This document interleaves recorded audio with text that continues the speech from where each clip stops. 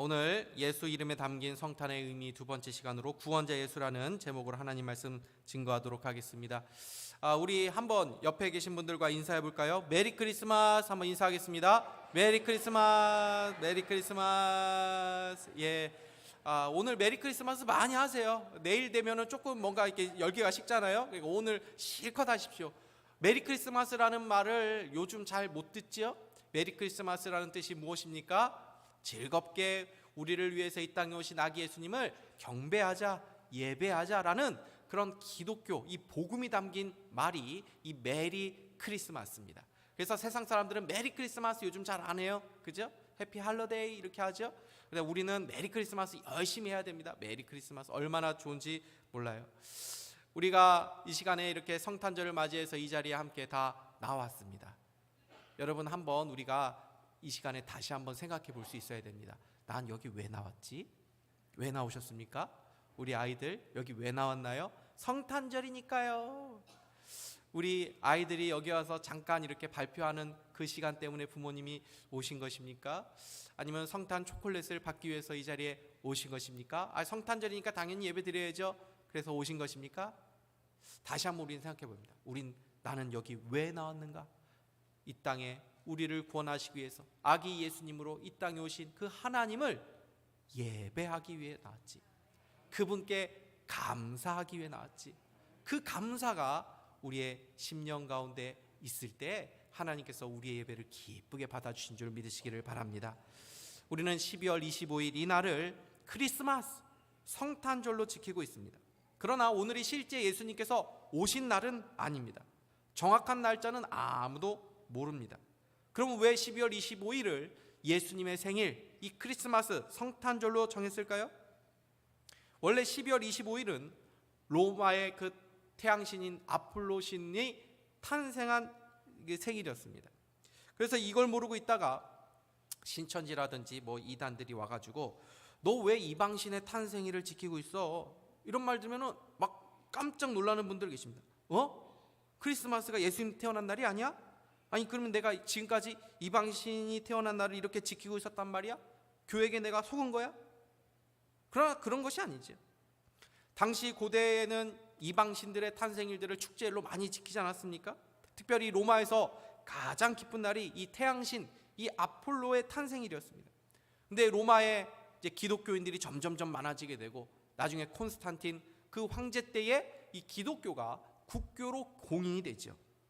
그런데 예수님 믿고 보니까 이 이방신의 탄생일을 지키고 싶지 않은 것입니다. 근데 온 나라에 최대의 축제일이 이미 되어버리지 않았습니까? 그러니까 이걸 참 없애기도 뭐하고, 그러니까 그래, 그럼 이 날을 예수님의 탄생일 성탄절로 만들자 해가지고 예수님의 탄생일로 지키게 된 것이죠.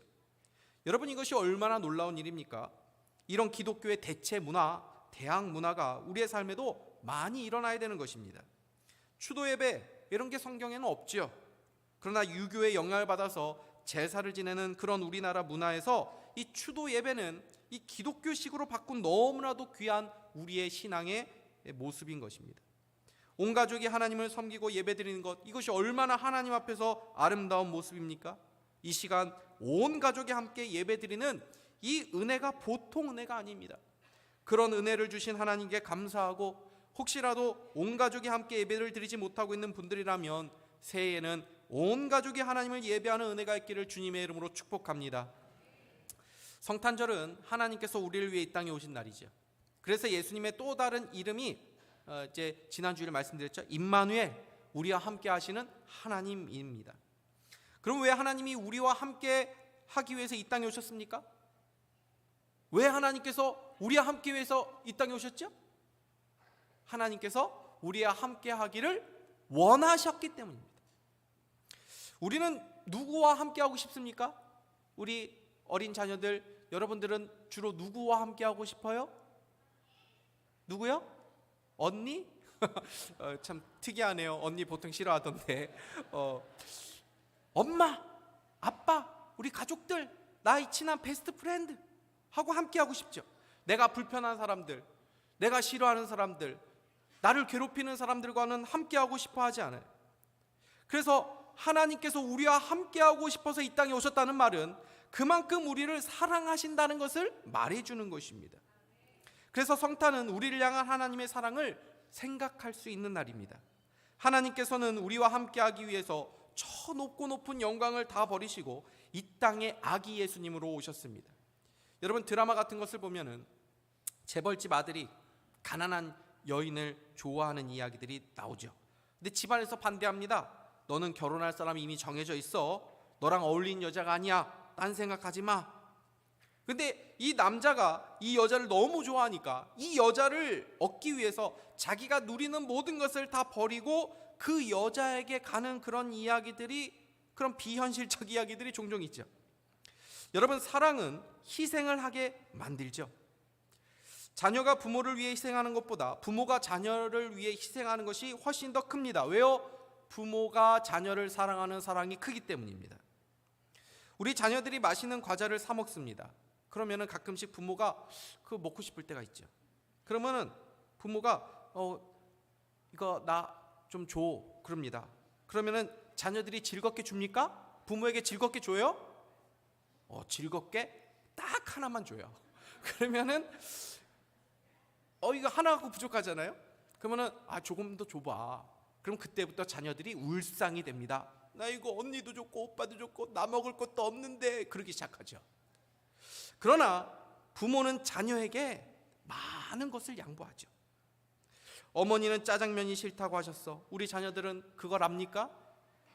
짜장면을 다 사줄 형편이 안 되는데 자녀가 짜장면 먹고 싶다고 하니까 부모는 엄마는 원래 짜장면 별로 안 좋아해 하면서 너 다 먹어라, 그러는 거죠. 그게 부모의 사랑을 표현한 것입니다. 여러분, 우리가 하나님을 사랑한다고 말합니다. 그런데 우리는 하나님을 위해 얼마나 희생하나요? 우리는 조금 희생하면서도 하나님 앞에 마치 대단한 것을 희생한 것처럼 여길 때가 많이 있습니다. 그러나 우리에 대한 하나님의 희생을 한번 생각해 보십시오. 하나님이 가지신 것이 얼마나 될까요? 우리 자녀들은 돈으로 많이 계산을 하니까, 그렇죠? 1,000억, 몇 조. 여러분, 돈으로 따질 수가 없죠. 창조주 하나님이 모든 자신이 가진 영광과 능력을 버리시고 피조물 인간으로 이 땅에 오신 것입니다. 그분 자신이 십자가에 죽으셔서 우리에게 모든 것을 다 주셨습니다. 이유는 단 하나입니다. 바로 저와 여러분을 사랑하시기 때문이죠. 그분이 가진 풍성한 생명을 우리가 누리길 원하시기 때문입니다. 그런데 이 풍성한 생명을 가로막는 장벽이 있었습니다. 그것이 바로 죄의 문제입니다. 예수님은 그 죄에서 우리를 구원하시기 위해 이 땅에 오셨다고 말씀하셨습니다. 오늘 본문을 보면 천사가 아기 예수님을 잉태한 마리아에게 나타나셨습니다. 그리고 아기의 이름을 알려주시죠. 21절 말씀을 우리 다시 한번 읽어보도록 하겠습니다. 시작. 아들을 낳으리니 이름을 예수라 하라. 이는 그가 자기 백성을 그들의 죄에서 구원할 자이심이라 하니라. 아멘. 한번 따라해 볼까요? 자기 백성을 그들의 죄에서 구원할 자. 이것이 예수님의 이름의 뜻입니다. 여기에 예수님이 이 땅에 오신 목적이 분명하게 담겨 있는 것이죠. 예수님이 이 땅에 오신 목적은 자기 백성을 그들의 죄에서 구원하기 위해서 오셨다는 것입니다. 그래서 예수님의 이름의 뜻을 한마디로 말하면 구원자라고 말할 수 있죠. 성경에 예수님과 같은 이름들이 여러 나옵니다. 여호수아, 호세아, 예수, 다 같은 뜻입니다. 같은 이름입니다. 구원자라는 말이죠. 예수님의 이름의 뜻을 우리가 방금 읽어보았는데 여기에 중요한 단어 3가지가 들어있습니다. 자기 백성, 죄, 구원. 이 3 단어마다 중요한 의미가 담겨 있습니다. 먼저 자기 백성이라는 말에 담긴 의미가 뭘까요? 자기 백성, 무슨 뜻이죠 이게? 여러분은 여러분의 백성이 있나요? 우리는 우리의 백성이 없죠. 나의 백성이 있다, 자기의 백성이 있다라는 말은 누구만 할 수 있습니까? 왕만이 할 수 있는 말이죠. 그래서 구약 성경에서 자기 백성이라는 말은 오직 하나님께만 사용이 되었습니다. 이스라엘 백성들은 누구의 백성입니까? 하나님의 백성입니다. 하나님이 이스라엘의 왕입니다. 그런데 지금 태어난 이 아기를 자기 백성을 구원할 자라고 천사가 말하고 있는 거죠.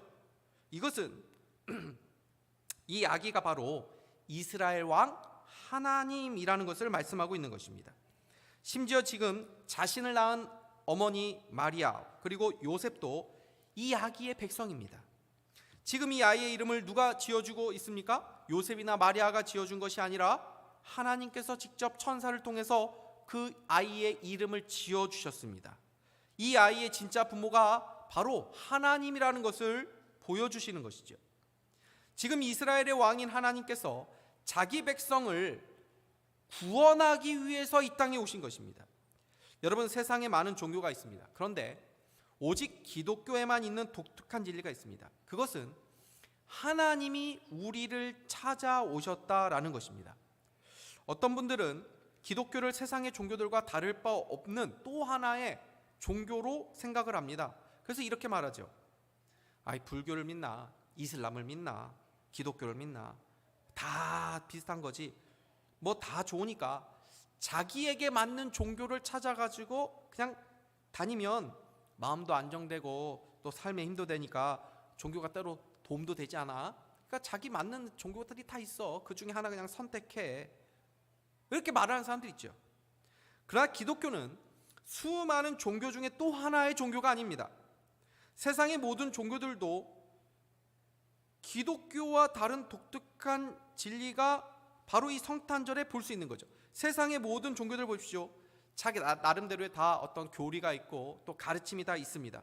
그런데 자기 나름대로의 가르침과 교리가 있는데 기독교 외의 모든 종교들의 공통점이 하나 있는데 그게 뭐냐면 어떠한 구원에 도달하는 데 있어서 그 구원의 출발점이 다 인간 자신으로부터 출발한다는 것입니다. 왜 그렇습니까? 사람에게 자기 스스로를 구원할 힘이 있다고 믿기 때문입니다. 그래서 이렇게 저렇게 구원에 도달하라고 알려주는 거죠. 근데 이것은 마치 이런 겁니다. 전혀 수영을 할지 모르는 5살짜리 아이가 물에 빠져 있습니다. 그런데 거기다 대고 침착해. 그렇게 발버둥 치면 더 힘들어. 일단 몸에 힘을 빼야 돼. 너 내 말 들려? 내 말 듣냐고. 내 말 좀 들어봐. 그렇게 하면 물에 빠진다니까. 왜 내 말을 안 듣는 거야? 그리고 이렇게 팔을 저어봐. 그리고 다리는 이렇게 개구리처럼 이렇게 하는 거야. 그러면 넌 살 수 있어. 너는 너 자신을 믿어. 너는 네 스스로를 구원할 수 있는 힘이 있다고. 할 수 있어. 이렇게 말하는 것과 같은 것입니다. 근데 기독교는 무엇입니까? 우리 안에 스스로 구원할 힘과 능력이 없다라고 말합니다. 그래서 물에 빠져 죽어가는 그 아이에게 이렇게 저렇게 해보라고 가르쳐 주는 게 아니라 그 물속에 뛰어들어와서 구원해 주는 거죠. 이 구원의 진리를 잘 보여주는 날이 바로 성탄절이라는 것입니다. 하나님께서 우리를 죄에서 구원하시기 위해서 이 세상에 뛰어들어 오신 날이죠.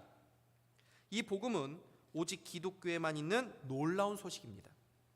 여러분, 왕이 그의 백성을 구원하기 위해 모든 것을 다 버리고 이 땅에 오셨다는 것은 당시 성경을 쓰여졌던 시대를 생각하면 사람이 도무지 생각하거나 상상할 수 없는 선언입니다.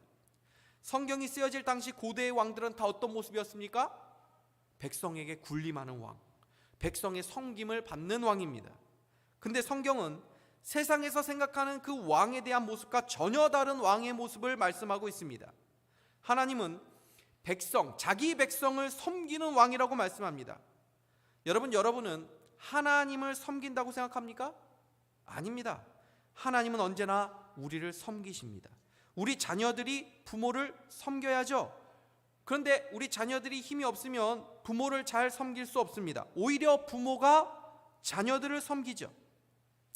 자녀들이 더럽힌 것을 부모가 청소하고, 자녀들의 옷을 부모가 빨래하고 그것을 다 개고, 자녀들이 실수한 것을 부모들이 다 수습을 하고 뒷바라지합니다. 힘이 있는 존재가 힘이 없는 존재를 사랑하게 될 때에 그 약한 자를 섬기게 되는 것이죠. 예수님은 자신이 이 땅에 오신 이유를 뭐라고 말씀하셨습니까? 섬김받으러 온 것이 아니라 섬기러 왔다라고 말씀하셨습니다. 그리고 지금도 주님은 우리를 섬기십니다. 여러분, 우리가 하나님의 필요를 채울 수 있습니까? 우리가 하나님께 무슨 도움을 줄 수 있습니까? 언제나 하나님이 우리의 필요를 채우시죠. 언제나 하나님이 우리를 도와주십니다. 언제나 우리를 사랑으로 인도하시는 분이 우리 하나님입니다. 우리는 지금도 하나님의 섬김이 필요한 존재 아닙니까? 우리의 일상을 보십시오. 하나님을 필요로 하는 순간으로 우리는 가득 차 있습니다. 그러한 우리들에게 하나님은 도움을 구하라고 말씀합니다. 여러분, 마음이 불안할 때, 스트레스를 받을 때, 낙심이 찾아올 때, 위로가 필요할 때, 슬픈 마음이 있을 때, 우리의 모든 필요가 있을 때 여러분을 섬기기 위해서 준비하고 계신 그 예수님을 생각할 수 있기를 바랍니다. 그분께 도움을 구하십시오. 그분은 우리의 기도를 들으시고 우리를 섬기는 것을 기뻐하시는 분입니다. 두 번째로, 그분이 이 땅에 오신 이유는 우리를 죄에서 구원하시기 위해서라고 말씀합니다. 여러분, 성경은 죄에 대해서 말씀합니다. 세상 어디에도 이 죄에 대해서 말해주지 않습니다. 법에 대해서, 도덕과 윤리에 대해서는 가르쳐 줄지라도 하나님과의 관계를 끊어버린 그 죄에 대한 문제는 가르쳐 주지 않습니다.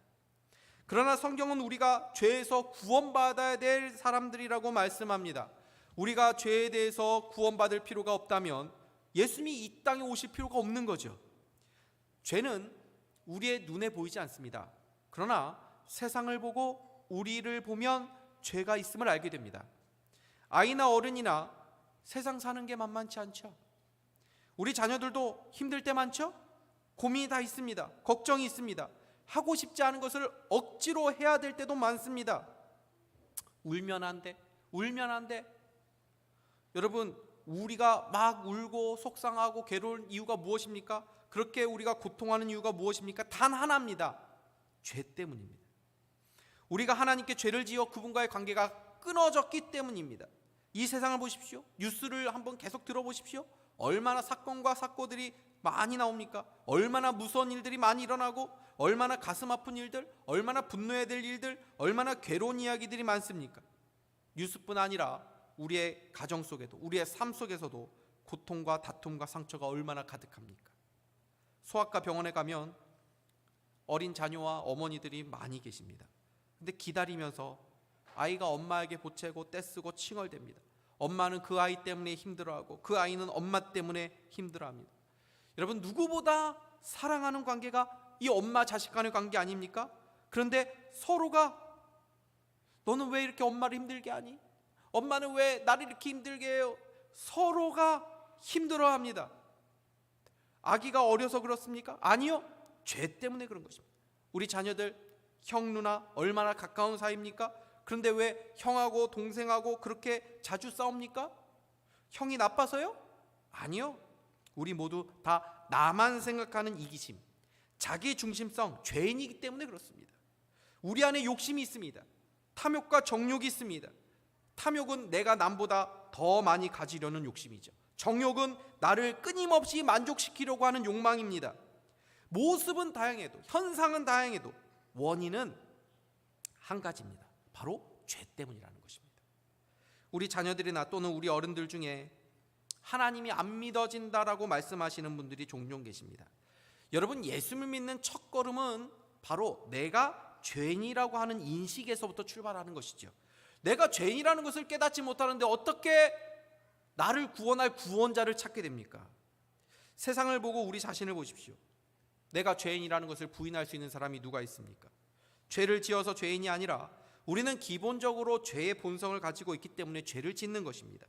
법 때문에, 체면 때문에, 사회적인 비난받을까 봐 참을 때가 많은 것이지, 더럽고 추한 마음과 생각을 늘 품고 살아가는 존재들이 바로 우리들이죠. 잘못한 사람들 정죄하고 비난하지만 나에게도 동일한 욕망이 있지 않습니까? 욕하면서도 부러워하는 마음이 있지 않습니까? 여러분, 내가 죄인임을 인정해야 구원자를 찾게 되는 것입니다. 예수님을 영접한 사람들 보십시오. 그들의 공통점은 모두 자신이 죄인임을 인정했다는 것입니다. 그래서 죄인에게 구원이 가까운 것입니다. 디모데 1장 우리 15절 말씀을 우리 같이 한번 읽어보도록 하겠습니다. 시작. 이보다 모든 사람이 받을 만한 이 말이요, 그리스도 예수께서 죄인을 구원하시려고 죄인 중에 내가 괴수니라. 아멘.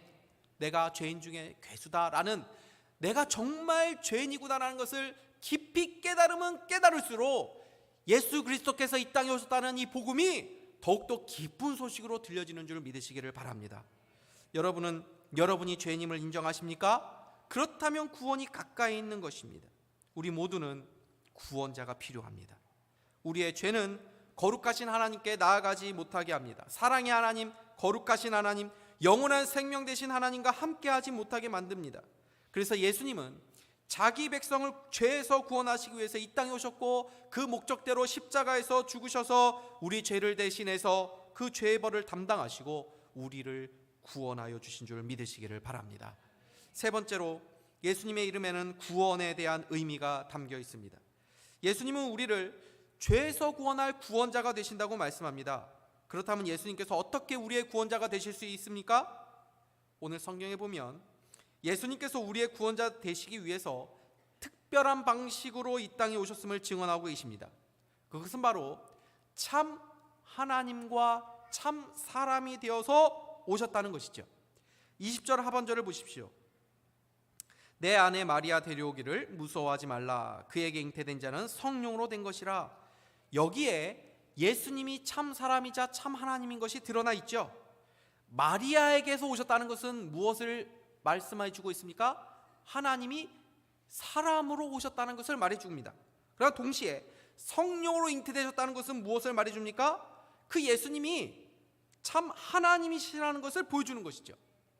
50% 인간, 50% 하나님이 아닙니다. 완전한 사람, 완전한 하나님으로 오신 분이 예수님입니다. 예수님의 행적을, 이 신약 성경을 한번 통해서 보십시오. 예수님이 하나님이시고 예수님이 참 사람이라는 모습들이 다양한 곳에서 나옵니다. 예수님께서 피곤하셔서 잠을 고온히 주무십니다.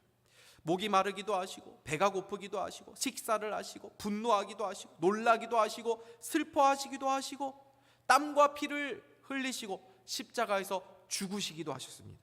다 인간의 모습이죠. 또 바다와 파도를 잠잠하게 하시고, 보리떡 5개와 물고기 2마리로 수천 명을 먹이시고, 죽은 자도 살리시고, 십자가에 죽으셨지만 부활하시고 승천하셨습니다. 이것은 예수님께서 참 하나님이신 것을 보여주시는 것이죠. 참 사람이시고 참 하나님이 예수님이라는 것이 드러내신 것입니다. 그러면 여러분, 왜 예수님은 이런 독특한 방식으로 남자의 도움 없이 처녀의 몸에서 성령으로 잉태되어서 출생하셔야 되는 것입니까? 그래야 우리를 죄에서 구원할 구원자가 되실 수 있기 때문이죠. 예수님이 참 인간으로 오셔야 되는 이유는 바로 인간의 대표자가 되셔야 인간을 구원하실 수 있기 때문입니다. 인간의 대표자가 동물이 되거나 천사가 될 수는 없는 것입니다. 인간의 대표자는 인간이 되어야 되는 것이죠. 저는 어려서부터 아담과 하와를 원망했던 적이 많았습니다. 여러분들도, 우리 친구들도 그런 친구들 있죠? 왜 아담과 하와가 죄를 지어가지고 우리까지 이렇게 힘들게 공부를 하고 먹고 사는 것도 힘들고 이 고생을 해야 되냐, 이런 생각을 하기도 합니다. 근데 왜 아담과 하와가 죄를 지은 것이 우리의 죄로 연결됩니까? 아담과 하와를 인류의 대표자로 세웠기 때문입니다. 국가의 대표가 다른 나라와 경기에서 이기면 우리 모두가 이긴 것이죠. 왜요? 대표로 나갔기 때문입니다. 이것이 바로 성경에서 말하는 대표성 원리입니다. 로마서 5장 19절 말씀은 이렇게 말씀합니다. 우리 같이 한번 읽겠습니다. 시작. 한 사람이 순종하지 아니함으로 많은 사람이 죄인 된 것 같이 한 사람이 순종하심으로 많은 사람이 의인이 되리라. 아멘. 이 대표성의 원리에 따라서 예수님은 인류의 대표자로 오시기 위해서 사람이 되신 것입니다. 그러나 인간의 죄를 대신 담당하기 위해서 그 대표자가 죄가 있어서는 안 되죠. 왜요? 죄 있는 죄인이 죄인을 대신할 수 없기 때문입니다. 죄가 없는 사람이 근데 이 세상에 누가 있습니까? 보통 아이를 낳는 방식으로 태어난 모든 인류는 다 아담의 죄를, DNA를 가지고 태어나는 것입니다. 그래서 우리 모두는 태어날 때부터 죄인으로 태어나는 것입니다. 그래서 예수님은 그런 방식으로 태어나신 것이 아니라 성령으로 잉태되어서 아담의 그 죄의 유전자를 받지 않고 죄가 없는 상태로 무죄한 인간으로 태어나신 것이죠. 여러분, 이 구원의 방식이 얼마나 놀라운 것인지 모릅니다. 사람의 지혜로는 생각할 수 없는 방식입니다. 그러나 지혜가 무궁하신 하나님께서, 전능하신 하나님께서 우리를 구원하시기 위해서 이 말도 안 되는 놀라운 일을 행하여 주신 줄 믿으시기를 바랍니다. 그래서 성탄은 신비입니다. 성탄은 놀라움입니다. 성탄은 죄인들이 들을 수 있는 최고의 기쁨의 소식인 것입니다. 이것을 믿는 자들이 복이 있습니다. 교회는 이 복음을 수세기 동안 믿어왔고 우리도 이 복음을 받아들였기에 지금 이 자리에서 우리를 구원하신 이 아기 예수를 축하하며 경배하고 있는 것이죠. 여러분이 놀라운 일을 행하시며 우리를 구원하신 주님을 생각하면 우리에게 부족한 것이 무엇이 있겠습니까? 여러분의 실패가, 여러분의 상처가, 여러분의 지금의 괴로움이 이 복음보다 더 클 수 있겠습니까? 이 복음으로 인하여 우리의 모든 아픔과 괴로움을 능히 덮고 남는 기쁨과 평강이 저와 여러분 가운데 있기를 주님의 이름으로 축복합니다. 우리 옆에 있는 분들에게 이렇게 인사해 보겠습니다. 올 한 해 참 수고 많으셨습니다. 또 한 번 인사하겠습니다. 괜찮아요. 아무것도 아닙니다. 하나님이 당신과 함께하고 계십니다. 우리가 서로 웃고 있지만 여기 안 힘든 분들 어디 계십니까? 그죠? 아이나 어른이나 다 힘든 한 해 보내오셨죠? 그러나 그 가운데 하나님이 함께 해주셨다는 것을 믿을 수 있기를 바랍니다. 하나님이 여러분과 함께하기 위해서 이 땅에 오셨다면 그 하나님께서 여러분을 결코 포기하지 않으시고 지금부터 영원까지 인도하여 주시지 않으시겠습니까? 이 복된 소식이 오늘만이 아니라 이 땅을 사는 동안 영원히 우리에게 기쁜 소식으로 늘 울려 퍼지며 우리의 구원자 되신 예수님을 날마다 기뻐하고 경배하는 저희 여러분 다 될 수 있기를 주님의 이름으로 축복합니다. 기도하겠습니다. 하나님 아버지 감사합니다. 오늘도 이 복된 말씀 들려주시고 하나님 이 땅에 수고하고 힘든 우리의 인생이지만 이 복음으로 능히 모든 것을 이길 수 있는 이 기쁨과 평강을 오늘 우리에게 허락해 주신 것을 감사합니다. 이 복된 소식이 우리의 영혼 가운데 날이 갈수록 더 크게 울려 퍼지는 은혜가 있게 하여 주셔서 하나님을 기뻐하고 찬양하고 날마다 더 기쁘게 예배하는 복된 삶이 우리 모두에게 있을 수 있도록 인도하여 주시옵소서. 예수 그리스도의 이름으로 기도하옵나이다. 아멘.